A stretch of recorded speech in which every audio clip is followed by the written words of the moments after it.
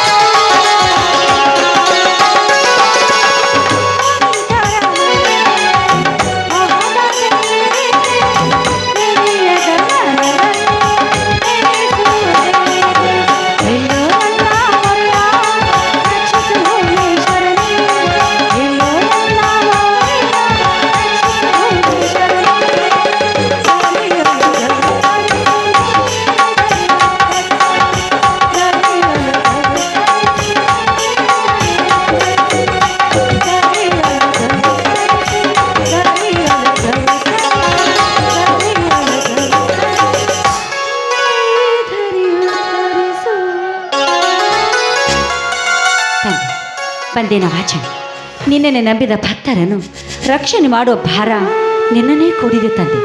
ಅಮ್ಮ ಭೂಮಾತೆ, ನಿನ್ನ ಕೃಪಾ ಕಟಾಕ್ಷದಿಂದ ಈ ನಮ್ಮ ಮನೆತನದ ಘನತೆ ಗೌರವ ಹಾಲ್ನೊರೆಯಂತೆ ಉಕ್ಕುವಂತೆ ಮಾಡುತ್ತಾಯಿ. ಅನ್ಯಾಯದ ವಿರುದ್ಧವಾಗಿ ಹೋರಾಟ ಮಾಡ್ತಿರುವ ನನ್ನ ಮೈದುನ ಕ್ರಾಂತಿಗೆ 100 ಆನೆ ಬಲದಷ್ಟು ಶಕ್ತಿಯನ್ನು ಕೊಟ್ಟು ಕಾಪಾಡುತ್ತಾಯಿ. ಆದಷ್ಟು ಬೇಗ ನನ್ನ ತಂಗಿ ಶ್ರಾವಣಿ ಮದುವೆ ಮಾಡಿ ನನ್ನ ಅಣ್ಣ ಭೀಮರಾಯನ ತಲೆ ಮೇಲಿನ ಭಾರ ಕಡಿಮೆ ಆಗುವಂತೆ ಮಾಡುತ್ತಾಯಿ. ಚಿಕ್ಕ ವಯಸ್ಸಿನಲ್ಲಿ ನನ್ನ ಚಿಕ್ಕ ಮೈದುನ ಕರ್ಣ ಈ ಮನೆಯನ್ನು ಬಿಟ್ಟು ನನ್ನ ಗಂಡನಿಂದ ದೂರ ಆಗಿದ್ದಾನೆ. ಅವನು ಕೂಡ ಆದಷ್ಟು ಬೇಗ ಈ ಸಂಸಾರೆಯನ್ನು ಗೂಡಿಗೆ ಸೇರುವಂತೆ ಕರುಣಿಸಿ ಕಾಪಾಡುತ್ತಾಯಿ. ಕರುಣಿಸಿ ಕಾಪಾಡು.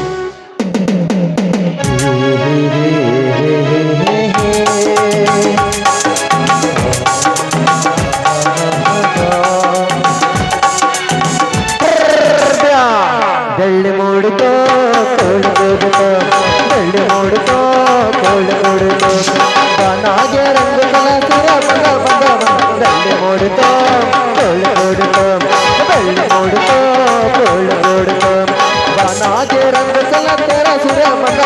ಬೆಳ್ಳಿ ಮೂಡಿತೋ ಕೋಳಿ ಕೂಡಿತೋ, ಬೆಳ್ಳಿ ಮೂಡಿತೋ ಕೋಳಿ ಕೂಡಿತೋ.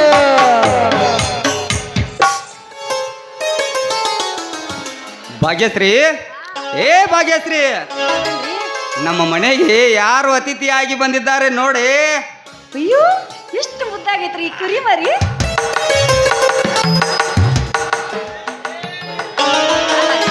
ಕುರಿ ಹಿಂಡಿನಿಂದ ಈ ಕುರಿ ಮರಿಯನ್ನಾಗ್ಲಿಸಿ ಯಾಕ್ರಿ ತಂದ್ರಿ ನೀವು?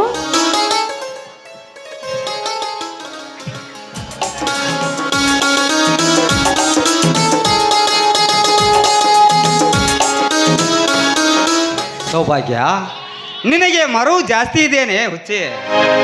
ಇವತ್ತು ಮನೆಯಲ್ಲಿ ಲಕ್ಷ್ಮೀ ಪೂಜೆ ಇದೆ, ಬೇಗನೆ ಬಂದು ಬಿಡು ಎಂದು ಹೇಳಿದ್ದು ನೀನೇ ಅಲ್ಲವೇ? ಅದಕ್ಕೋಸ್ಕರನೇ ನಮ್ಮ ಮನೆಯ ಭಾಗ್ಯಲಕ್ಷ್ಮಿಯನ್ನು ಕರೆದುಕೊಂಡು ಬಂದಿದ್ದೇನೆ. ರೈತನೇ ದೇಶದ ಬೆನ್ನೆಲುಬೆಂದು ಬಂಡ ರಾಜಕಾರಣಿಗಳು ಸಭೆಯಲ್ಲಿ ಬೊಗಳುತ್ತಾರೆ ವಿನಃ ಯಾವ ರೈತನಿಗೂ ಸ್ಪಂದನೆ ಮಾಡುವ ರಾಜಕಾರಣಿಗಳು ಇನ್ನೂ ಹುಟ್ಟಿಲ್ಲ, ಇನ್ನೂ ಬಂದಿಲ್ಲ. ಒಬ್ಬನೇ ಒಬ್ಬ ರೈತ ಸಿಟ್ಟಿಗೆದ್ದು ನಿಂತರೆ ರೈತ ಬೆಳೆದ ಬೆಳೆಯನ್ನು ಅಗ್ಗದ ರೇಟಿನಲ್ಲಿ ಖರೀದಿ ಮಾಡಿ ಗೋಡಾವಣ್ಣಲ್ಲಿ ಸ್ಟಾಕ್ ಮಾಡಿ ಸರ್ಕಾರದಿಂದ ಪಾಸ್ಪೋರ್ಟ್ ತೆಗೆದುಕೊಂಡು 4 ಅಂತಸ್ತಿನ ಅಂಬಾರಿಯಲ್ಲಿ ರಾಜಾರೋಷವಾಗಿ ಮೆರೆಯುತ್ತಿರುವ ದಲ್ಲಾಳಿ ಅಂಗಡಿಯ ಬೋಳಿ ಮಕ್ಕಳನ್ನು ಬಾಂಡತನದಿಂದ ಪುಂಡನೆಂದು ಮೆರೆಯುವವರ ರುಂಡವನ್ನು ಕತ್ತರಿಸಿಕೊಂಡು ಬಂದು ನಮ್ಮೂರಾಕ್ಷೆ ಬಗಲಿಗೆ ತೋರಣ ಕಟ್ಟುತ್ತಾರೆ. ಶ್ರೀಮಂತಿಕೆ ಅಮಲಿನಲ್ಲಿ ಬಡವರನ್ನು ಒದ್ದ ಬಾಳುವ ಬಂಡ ಧನಿಕರನ್ನು ಊರ ಹೊಕ್ಕ ಸಿಂಹದಂತೆ ಹರಿದು ತಿನ್ನುತ್ತಾರೆ. ಧರ್ಮದ ಭೂಮಿಯಲ್ಲಿ ನ್ಯಾಯವೆಂಬ ಅಣತೆಯನ್ನು ಎಟ್ಟು ಸತ್ಯ ಎಂಬ ಬತ್ತಿಯನ್ನು ಹಾಕಿ ನಿಸ್ವಾರ್ಥತೆ ಎಂಬ ಎಣ್ಣೆಯನ್ನು ಸುರಿಮಿ ಮಮಕಾರ ಎಂಬ ಕಟ್ಟಿಯಿಂದ ಜೋತಿ ಹಾಕಿ ರೈತನ ಹಸಿರು ಕ್ರಾಂತಿಯ ಬಾವುಟ ದೇಶದ ಮೂಲೆ ಮೂಲೆಯಲ್ಲಿ ಬೆಳಗುವಂತೆ ಮಾಡುತ್ತಾರೆ. ನಿಜವಾಗಲೂ ರೈತನ ಬೆನ್ನೆಲುಬು ಎತ್ತುಗಳು, ಸಕಲ ಪ್ರಾಣಿ ಪಕ್ಷಿಗಳು ರೈತನಿಗೆ ಜೀವನಾಡಿ. ರೈತನಿಗೆ ಯಾವತ್ತು ಹೆಗಲಿಗೆ ಹೆಗಲು ಕೊಡುವ ರೈತನ ಮಿತ್ರ ಬಂದು ಜೀವಂತ ದೇವರಿಗೆ ಪೂಜೆ ಮಾಡಲು ಕರ್ಕೊಂಡು ಬಂದೇನೆ. ಭಾಗ್ಯದ ಲಕ್ಷ್ಮಿಯೇ ಪೂಜೆ ಮಾಡಲು ಕರ್ಕೊಂಡು ಬಂದೇನೆ. ಮಾಡ್ತೀನಿ, ನೀವಷ್ಟು ದಬಾಣಿಕೆ ಮಾಡಬೇಡ್ರಿ, ಸುಮ್ಮನೆ ನಾ ಮಾಡ್ತೀನಿ ಪೂಜೆ. ಮೆಚ್ಚಿದಿರಿ. ಈ ನಿಮ್ಮ ಆತ್ಮವಿಶ್ವಾಸದ ಮಮಕಾರದ ಮಾತಿಗೆ ನಾನು ಮೆಚ್ಚಿಕೊಂಡೆ. ಕುರಿ ಮರಿ ಅಂದ್ರೆ ರೈತರ ಕುಟುಂಬಕ್ಕೆ ಮಹಾಲಕ್ಷ್ಮಿ ಅಂತ ಹೇಳ್ತಾರೆ. ಮೊದಲು ಆ ಮಹಾಲಕ್ಷ್ಮಿ ಪೂಜೆ ಮಾಡ್ತೀನಿ, ಆಮೇಲೆ ಮುಂದಿನ ಕೆಲಸ ಮಾಡ್ತೀನಿ.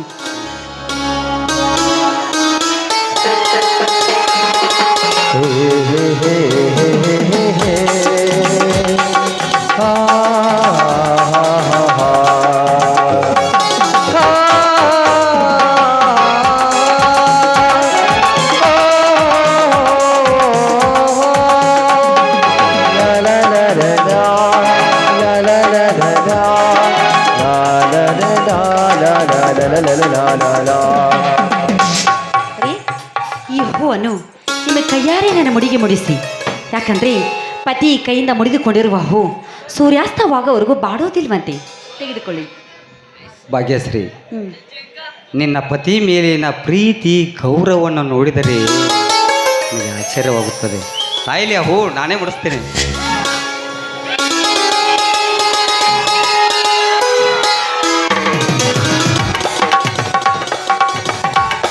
ಭಾಗ್ಯಶ್ರೀ, ಭಾಗ್ಯಶ್ರೀ, ನೀನು ದಿನಾಲೂ ಈ ರೈತನ ಬೆನ್ನೆಲುಬು ಆಗಿರುವ ಈ ನೇಗಿಲಿಗೆ ಸಿಂಗಾರ ಮಾಡಿ ಪ್ರಾರ್ಥನೆ ಮಾಡಿಕೊಳ್ಳುವೆಯಲ್ಲ, ಒಂದೇ ಒಂದು ಸಾರಿ ಆದರೂ ನಿನ್ನ ಪ್ರಾರ್ಥನೆ ಕೂಗನ್ನು ಕೇಳಿಸಿಕೊಂಡು ಚಿಕ್ಕಂದಿನಲ್ಲೇ ನಮ್ಮನ್ನು ಅಗಲಿದ ನನ್ನ ಕಿರಿಯ ಸಹೋದರ ಕರ್ಣ ಮರಳಿ ನಮ್ಮ ಮನೆಗೆ ಬಂದರು. ನಾವು ಎಷ್ಟೊಂದು ಭಾಗ್ಯಶಾಲಿಗಳಲ್ಲವೇ? ಹೌದು, ನಿಜಕ್ಕೂ ಭಾಗ್ಯಶಾಲಿಗಳೇ. ಯಾಕಂದ್ರೆ ನಿಮ್ಮ ತಮ್ಮಂದಿರ ಮೇಲೆ ನೀವು ಇಟ್ಟುಕೊಂಡಿರುವ ಅಮರವಾದ ಪ್ರೀತಿ, ಭೂಮಾತೆ ಮೇಲೆ ನೀವಿಟ್ಟುಕೊಂಡಿರುವ ಅಗಾಧವಾದ ನಂಬಿಕೆ, ಪ್ರಕೃತಿ ಮಾತೆ ಮೇಲೆ ನೀವಿಟ್ಟುಕೊಂಡಿರುವ ಪೂಜಾ ಭಾವನೆ, ನ್ಯಾಯ ನೀತಿ ಧರ್ಮದಿಂದ ನಡೆಯುವ ಈ ನಿಮ್ಮ ನಡವಳಿಕೆಯನ್ನು ಕಂಡು ಇವತ್ತಲ್ಲ ನಾಳೆ ಆದರೂ ಆ ದೇವರ ಕೃಪೆಯಿಂದ ಕಳೆದ ಹೋದ ನನ್ನ ಮೈದುನ ಸಿಕ್ಕೇ ಸಿಗುತ್ತಾನೆ. ಆ ಬಲವಾದ ನಂಬಿಕೆ ನನಗಿದೆ. ಸೌಭಾಗ್ಯ, ನೀನು ಈ ರೈತನ ಮನೆಗೆ ಸೊಸೆಯಾಗಿ ಬಂದು ನನ್ನ ಬಾಳನ್ನೇ ಬೆಳಗಿದ ಬೆಳದಿಂಗಳ ಧ್ರುವತಾರೆ. ನನ್ನ ಹಿರಿಯ ತಮ್ಮ ಕ್ರಾಂತಿಯನ್ನು ನಿನ್ನ ಹೊಟ್ಟೆಯಲ್ಲಿ ಹುಟ್ಟಿದ ಮಗನಿಗಿಂತಲೂ ಹೆಚ್ಚಾಗಿ ಪ್ರೀತಿ ವಾತ್ಸಲ್ಯದಿಂದ ಕಾಣುವುದನ್ನು ನೋಡಿದರೆ ನಿನ್ನನ್ನು ನಾನು ಧರ್ಮ ಪತ್ನಿಯಾಗಿ ಪಡೆಯುವುದಕ್ಕೆ ಯಾವ ಜನ್ಮದಲ್ಲಿ ಏನು ಪುಣ್ಯ ಮಾಡಿದ್ದೇನೋ ಆ ಬಂದೇ ನಮಾಜನಿಗೆ ಗೊತ್ತು. ಸೌಭಾಗ್ಯ, ಬಂದೇ ನಮಾಜನಿಗೆ ಗೊತ್ತು. ಬೇಡ ರೀ, ಇಷ್ಟಕ್ಕೆ ನೀವು ಭಾವುಕರಾಗಬೇಡಿ. ಅದು ನನ್ನ ಕರ್ತವ್ಯ. ಹೆಣ್ಣಾಗಿ ಹುಟ್ಟಿದ ಮೇಲೆ ಕೊಟ್ಟ ಮನೆ ಸರ್ವೋತ್ತೋಮಕ್ಕಾಗಿ ಹಗಲು ರಾತ್ರಿ ಏನಾದರೂ ಶ್ರಮ ಪಡುವುದು ಈ ಭಾರತ ನಾರಿಯ ಪರಮ ಕರ್ತವ್ಯ. ಸೌಭಾಗ್ಯ, ನೀನು ಎಷ್ಟೇ ಆಗಲಿ ಕಲಿತವಳು, ನನಗಿಂತಲೂ ಹೆಚ್ಚು ಜ್ಞಾನವುಳ್ಳವಳು. ಇರಲಿ, ನನ್ನ ತಮ್ಮ ಕ್ರಾಂತಿಯಲ್ಲಿ ಮನೆಯಲ್ಲಿ ಕಾಣ್ತಾ ಇಲ್ವಲ್ಲ? ಅಯ್ಯೋ, ಇವತ್ತು ನೂಲ ಹುಣ್ಣಿಮೆ ಅಲ್ವಾ, ಹಾ. ಅದಕ್ಕೆ ನಾ ಭೀಮರಾಯ್ ನನ್ನ ಕರೆದುಕೊಂಡು ಬರ್ತೀನಿ ಅಂತ ನನ್ನ ತವ್ರ ಮನೆಗೆ ಹೋಗಿದ್ದಾನೆ. ಇನ್ನೂ ಬಂದೇ ಇಲ್ಲ ನೋಡ್ರಿ. ಓಹೋ, ಹಾಗಾದ್ರೆ ಈಗ ಮನೆಯಲ್ಲಿ ಯಾರು ಇಲ್ಲ, ಯಾರು ಇಲ್ಲ? ಯಾರು ಇಲ್ಲ. ಯಾರು ಇಲ್ಲ ಅಂದ್ರೆ ಏನು ಏನು ಬಾರೆ ನನ್ನ ಕುರುಬನ ರಾಣಿ, ರೈತನ ರಂಬೆ, ಬೆಳ್ಳಿಯ ಗೊಂಬೆ.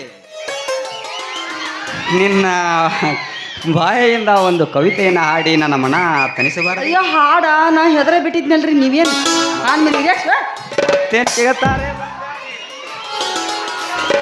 ನನ್ನ ಪ್ರೀತಿ ದೇವಿ ನನಗೆ ಶ್ರೀರಾಭಿಷೇಕ, ಬಾಳ ಸಂಗಾತಿ ನಿನಗೆ ಪ್ರೇಮಾಭಿಷೇಕ.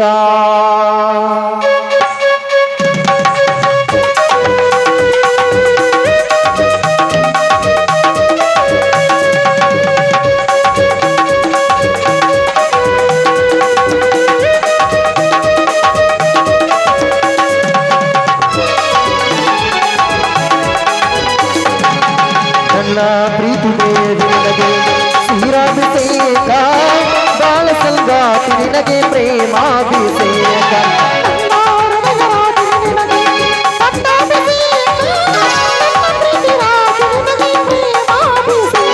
ನನ್ನ ಸರಿ ಮಾತ್ರ ಪುಷ್ಪ, ನನ್ನಲ್ಲಿಯೇ ದಿವ್ಯ ರೂಪ, ಇದಯ ಮಾತೀರ ನೀನೇ ನೈನೇ ರಾಧಿಕಾ.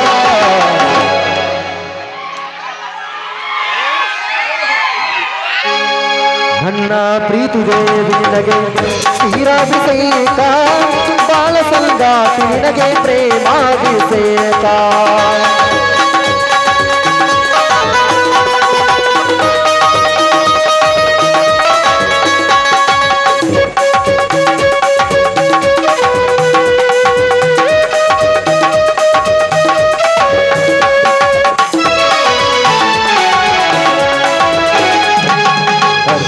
ತಂದ ಕುಂಕುಮ ಕುಡಿಸದ ಪ್ರೇಮ ಸಂಗಮ, ಪೂಜೆಗೆ ತಂದ ಅರಿಶಿನ ನಿನ್ನೊಲವೇ ಪ್ರೀತಿ ಗಾನ.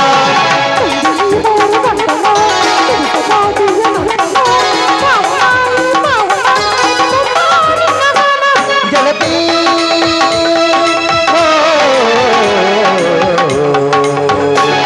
ಇದೆ ಮನಸ್ಸು ಮನಸ್ಸು ಬೆರೆತ ಹಾಗೆ ರಾಗ ಮಾಲಿಕ.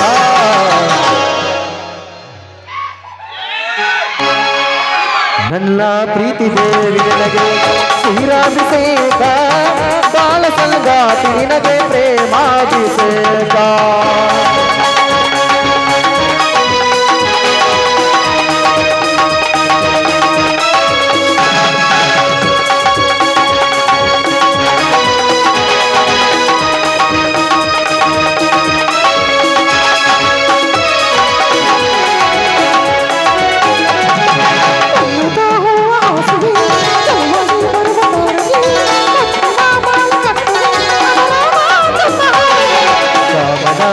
ಉಡಿಸುವೆ ಅಂತರ ಪ್ರೇಮ ಶಿಲ್ಪಕ್ಕೆ, ಸಂಜೆಯ ರಂಗ ಹೋಗಲಿ ನನ್ನೆದುಗೆ ನೀನ ಹಾಡಿ.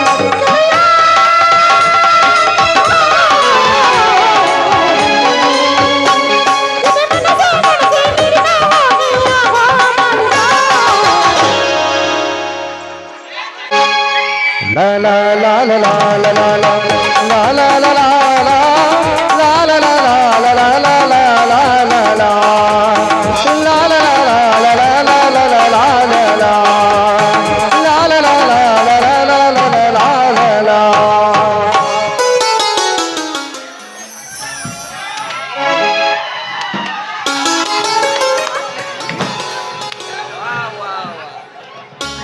ಏನ್ರಿ ಸಂತೋಷ ನಿಮ್ಮದು? ಹಾ ಹಾ ಹಾ ಹಾ ಹಾ ಅತ್ಯಮ್ಮ, ಸೂರ್ಯ ಬಂದಾಗ ಹಗಲಲ್ಲಿ ಬೆಳಕು, ಚಂದ್ರ ಬಂದಾಗ ಇರುಳಲ್ಲಿ ಬೆಳಕು. ಆದರೆ ದೇವಲೋಕದಂತಿರುವ ಈ ನಮ್ಮ ಅರಮನೆಯಾಗ ಹಗಲಿರುಳು ಬೆಳಕು. ಅತ್ಯಮ್ಮ, ಅಣ್ಣ, ಈ ನಿಮ್ಮಿಬ್ಬರ ನೃತ್ಯವನ್ನು ನೋಡಿ ನನ್ನ ಎರಡು ಗಡುಗಳು ಪಾವನವಾದವು. ಆಯ್ತಾ ನಂದು ಏನಿಲ್ಲಪ್ಪ, ಎಲ್ಲ ನಿಮ್ಮ ಅನ್ನದ ಕಾರ್ಬಾರ್, ಎಲ್ಲ ಅವಂದ ಚಪಲತೆ. ನಾ ಹೇಳಿದ್ ನನ್ನ ಮಾತು ಎಲ್ಲಿ ಕೇಳ್ತೀರಿ ನೀವು? ಹೌದು ಕ್ರಾಂತಿ, ನನ್ನದೇನೋ ಚಪಲತೆ ನಿಜ. ಆದರೆ ನಿಮ್ಮ ಅತ್ತಿಗೆ ಧ್ವನಿಯಿಂದ ಹಾಡು ಕೇಳದೆ ಬಹಳ ದಿನಗಳಾಗಿದ್ದು. ಅಣ್ಣ, ಅದೇ ಹಾಡಿನ ಗುಂಗಿನಲ್ಲಿ ನಾನು ಒಂದೆರಡು ಸ್ಟೆಪ್ ಹಾಕಿಬಿಟ್ಟೆ ತಮ್ಮ. ಏನಾದರೂ ತಪ್ಪಾದರೆ ದಯವಿಟ್ಟು ನನ್ನನ್ನ. ಏನಿಲ್ಲಣ್ಣ, ತುಂಬಾ ಸಂತೋಷವಾಗಿದೆ. ಛೇ ಬೆಟ್ಟಪ್ಪ, ಅದಂತ ಮಾತಾಡ್ತೀವೋ? ಈ ರೀತಿ ನಗು ನಗುತ್ತಾ ನಲಿಯುತ್ತಾ ಕುಡಿಯುತ್ತಾ ಹಾನುತ್ತಾ ಸಂಸಾರ ಸಾಗಿಸಿದರೆ ಜಗಳ ಜಂಜಾಟವೇ ಬರುವುದಿಲ್ಲ.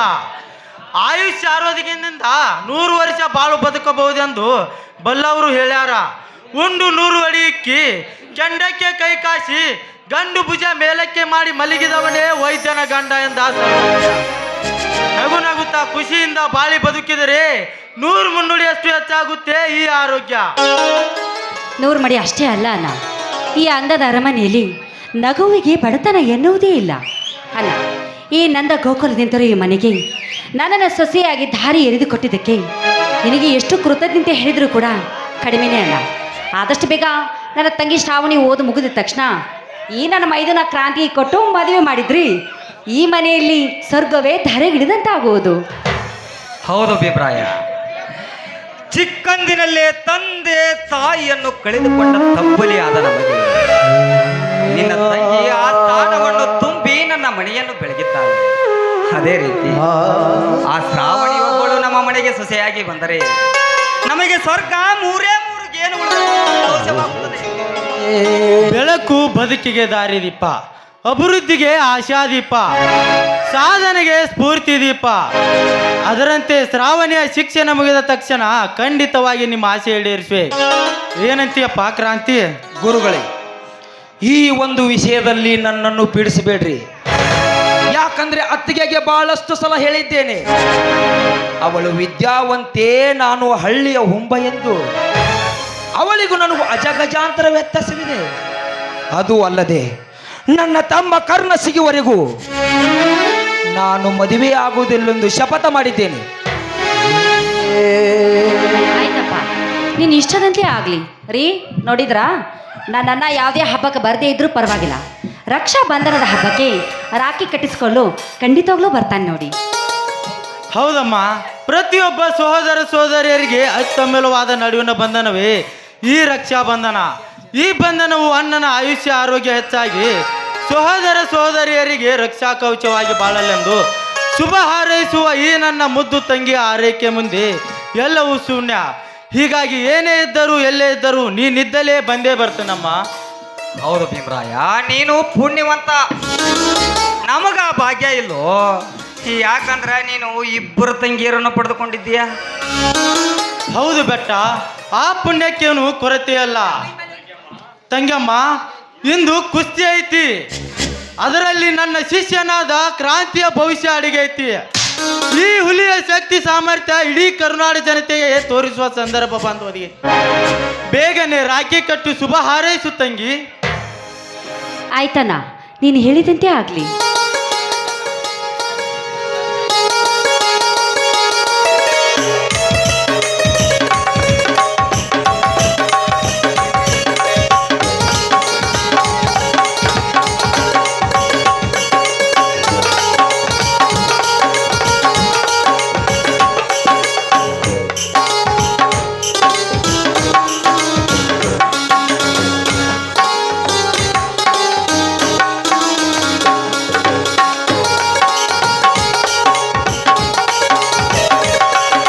ಅಣ್ಣ ತಂಗಿಯರ ಈ ಬಂಧ ಜನ್ಮ ಜನ್ಮಗಳ ಅನುಬಂಧ. ಅಣ್ಣ ತಂಗಿಯರ ಈ ಬಂಧ ಜನ್ಮ ಜನ್ಮಗಳ ಅನುಬಂಧ. ಜೀವಕ್ಕೆ ಕರಳು ದೇಹಕ್ಕೆ ನೆರಳು ನಾವಾಗಲೆಂದು ಹರಸುತ್ತಿದೆ ಈ ರಕ್ಷಾ ಬಂಧನ.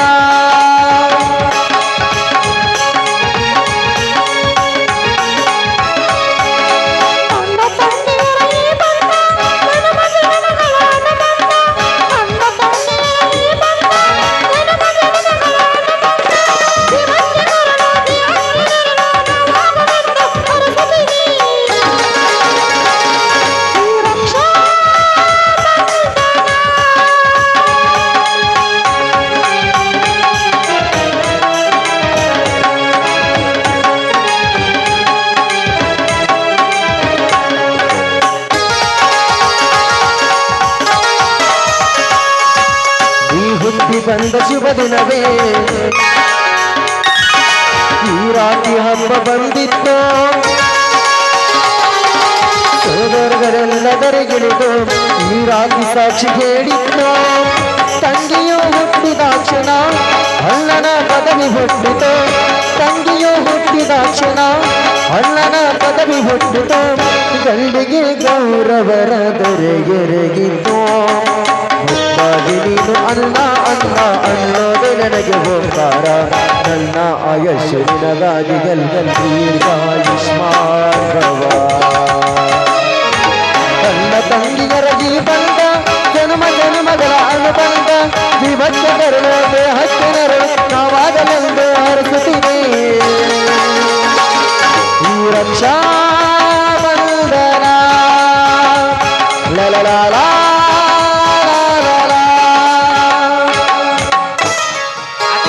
ಸಂತೋಷದ ಸಂಭ್ರಮದಲ್ಲಿ ನಿಮಗೊಂದು ಖುಷಿ ಸುದ್ದಿ ಹೇಳಬೇಕೆಂದು ಕಾಯುತ್ತಿದ್ದೇನೆ ಭೀಮರಾಯ.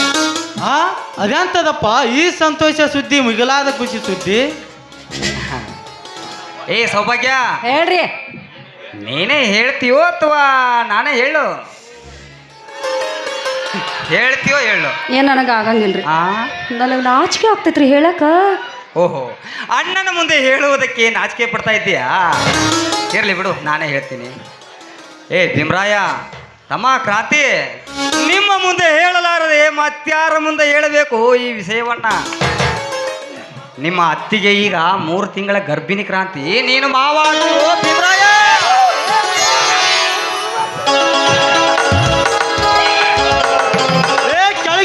ಕೆಳಗಿಳಿಸು ಇದೇನು ಕುಸ್ತಿ ಕಣ ಏನ? ನಾನು ಕಡಿಮೆ ಆಗ್ತಾನೆ, ನಾನು ಸೋದರ ಮಾವ ಆಗ್ತಾನೆ. ತಂಗಿಯಮ್ಮ, ಇಂತಹ ಸುಸಂದರ್ಭದಲ್ಲಿ ಈ ನಿನ್ನ ಅಣ್ಣನಿಗೆ ಮರೆಯಲಾಗದ ಕಾಣಿಕೆ ಕೊಟ್ಟಮ್ಮ, ಮರೆಯಲಾಗದ ಕಾಣಿಕೆ ತಂಗಿ. ಯಾಕಮ್ಮ ಕಣ್ಣೀರು? ತವರಿನಲ್ಲಿ ತಾಯಿ ಇಲ್ಲದ ಕೊರತೆ ಬಾರದಂತೆ ನಿನ್ನ ಚೊಚ್ಚಲ ಹೆರಿಗೆಯನ್ನು ನನ್ನ ಮನೆಯಲ್ಲಿಯೇ ಮಾಡಿಸ್ತೀನಿ. ನಿನ್ನ ಶ್ರೀಮಂತ ಕಾರ್ಯ ಧಾಮ್ ಧೂಮ್ ಅಂತ ಮಾಡ್ತೀನಿ. ನನ್ನ ಅಳಿಯನಿಗೆ ಹಾಲು ಗಡಗ, ಬೆಳ್ಳಿ ಉಡದಾರ, ಬಂಗಾರ ಚೈನ ಮಾಡಿಸ್ತೀನಿ. ಖುಷಿನಾ ತಾಯಿಯ? ಸರಿ, ಈ ಸಿಹಿ ಸುದ್ದಿಗೆ ಏನಾದರೂ ವಿಶೇಷ ಇದೆಯೋ ಅಥವಾ? ಯಾಕಿಲ್ಲನಾ, ವಿಶೇಷ ಇದೆ. ನಿನಗೆ ಇಷ್ಟವಾದ ಹೋಳಿಗೆ ಮಾಡೀನಿ, ಮಾವಿನ ಹಣ್ಣಿನ ಸೀಕರಣೆ ಮಾಡಿದ್ದೀನಿ.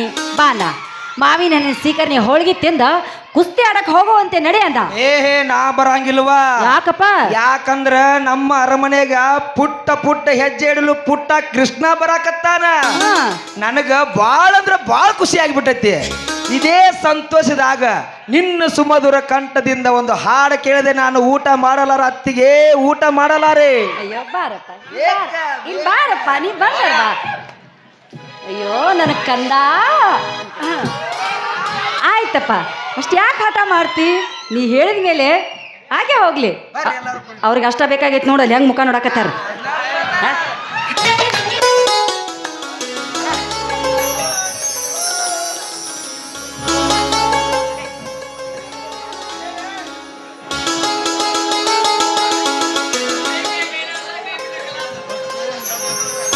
ರೀ ಬರ್ರಿ ಊಟ ಮಾಡೋಣ. ಊಟ ಮಾಡೋಣ ಅಂತೀಯಾ? ಹೊಟ್ಟಿನ ತೂದಪ್ಪ ನಂದು, ನಾ ಏನು ಊಟ ಮಾಡಂಗಿಲ್ಲ. ಬರ್ರಿ. ಮೈದ್ನ ಹಂಗ ಅನ್ಬೇಡ. ಯಾಕೆ ಹೇಳು? ನೀ ಊಟ ಬಿಟ್ಟು ನಡೀತೈತಿ. ನಮ್ಮ ಸಿಂಹ ವಂಶದಾಗ ಒಬ್ಬ ಹುಲಿ ಬರಾಕತ್ತ. ಯಪ್ಪ ಸುಮ್ಮನಿರು, ನೀ ಮನೆ ಬಿಟ್ಟು ಅಡಂಗಿಲ್ಲ. ನೋಡು ಮೊದ್ಲ ಹೆಂಗ್ ಸೊರಗ್ಯಾರ. ಪಾಪ ಹೊಟ್ಟಿತ್ತು ಊಟ ಮಾಡ್ಸೋನು ಬಾ. ಯವ್ವ ನಿನ್ನ ಚಿಂತ್ಯಾಗ ನಿನ್ನ ಚಿಂತೆಯಾಗ ಇದೆ ಎಲ್ಲ ಆಗಿದ್ದು ಅಂತ ಏನು ನೋಡಕ ತಂಗಿ, ನನಗೆ ಹಸುವಾಗೈತು, ಭಾಳ ದೂರ ಹತ್ರ ಬಂದನ್ಯ. ಊಟ ಮಾಡೋಣ. ಹೋಳಿಗೆ ಕೊಡ್ಬಾ ನನಗೆ. ಕುಸ್ತಿ ಆಡ್ಬ ನನ್ನ ಮನ್ನ.